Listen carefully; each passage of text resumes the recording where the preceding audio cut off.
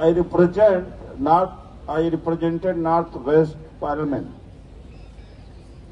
I have seen that in a colony there are hundreds, but they hide themselves. They are afraid to offer prayer out of their home. And though they believe in Jesus, but they don't change their name, they are afraid of. Is it a free India? Certainly for Christians it's not a free India. The freedom is denied. Article 19 is meaningless. Article 14 is meaningless for them. Partly they are also responsible. Brother Jadishilam, I'll just draw your attention.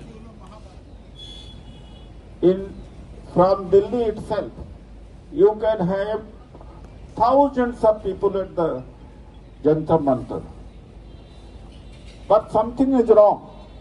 If today Mr. Martin Luther is in touch, suddenly he will get disconnected, and after months and so they will reconnect.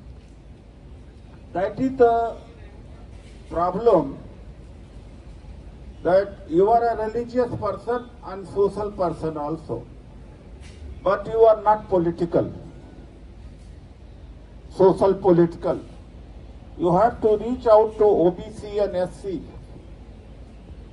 Ambedkarites. You have to become partner, and your number will increase like anything. You go to the churches every Sunday, fine. You render services in health sector and other, that is fine. But now you have to manage your time.